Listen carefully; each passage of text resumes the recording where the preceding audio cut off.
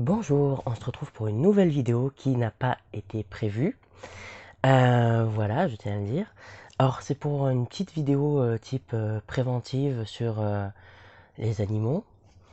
Voilà, je vais vous présenter un petit acteur de la vie du quotidien. Allez, viens mon grand. Allez, il n'est pas facile à attraper. Alors voici un petit hérisson qui s'est un petit peu refermé sur mes mains. Alors c'est l'ami des jardiniers déjà. C'est une espèce protégée, donc on n'a pas le droit de leur faire du mal, de détruire leur habitat. J'espère qu'il va se détendre un petit peu pour vous faire un petit coucou. Il faut savoir qu'ils sont insectivores et opportunistes. Par opportuniste, ça veut dire que s'il y a une gamelle de croquettes, de pâté pour chat, ils vont aller se servir. Sinon, leur alimentation, ça va être principalement des insectes. Leur seul moyen de défense, c'est la fuite, se mettre en boule. Du coup, voilà, c'est pas forcément très efficace contre une voiture. Donc, il faut savoir aussi que c'est un animal protégé. Donc, on n'a pas le droit d'en détenir, on n'a pas le droit non plus de nuire à leur habitat, de leur faire du mal de façon générale, que ce soit les empoisonner, les bouffer, ce genre de trucs.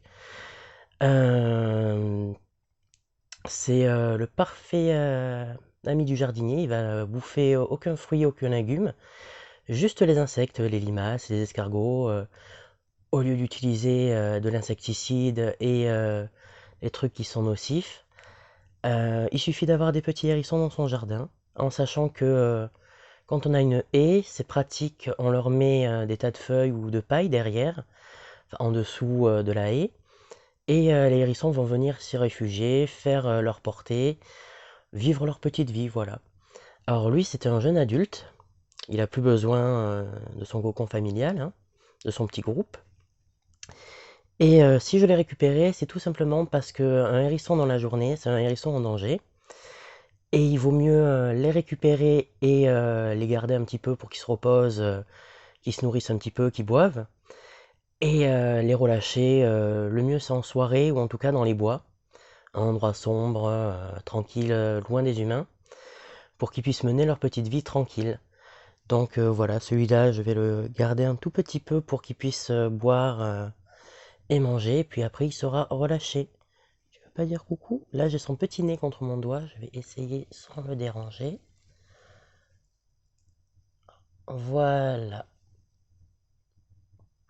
Bon, je vais le remettre. Lui remettre un petit truc par-dessus pour faire comme s'il était dans son habitat. Voilà.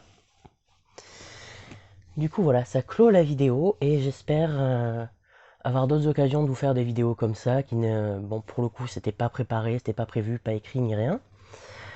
Juste histoire de vous expliquer que voilà, il y a certaines espèces qui sont en danger, qui sont protégées, et que si on tombe dessus, ça me paraît logique de les aider, que ce soit des oiseaux, des hérissons ou autres. Ah, il faut aussi savoir que beaucoup de gens ont tendance à les confondre avec enfin, à les mélanger à la famille des rongeurs, et c'est pas du tout des rongeurs.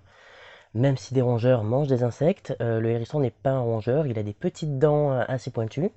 Je me suis déjà fait mordre une fois par un hérisson. C'est pas grave, mais c'est pas douloureux. Ils te pincent plus qu'autre chose. En fait, ils ont surtout les dents assez dures pour les insectes. Donc voilà. Ah, et si vous tombez sur un hérisson, achetez avant de le relâcher un petit antipuce pour chatons en pharmacie ou en boutique spécialisée. Vaut mieux que ce soit, oui, une posologie plutôt pour les chatons et plutôt bio, un antipuce plutôt bio avec des plantes. Leur répandre un petit peu sur le dos, dans les épines, histoire de les aider un petit peu parce que le gros ennemi à part l'homme et les voitures des hérissons, ça va être tout simplement les tiques et les puces. Bon voilà, on se retrouve bientôt. Ciao!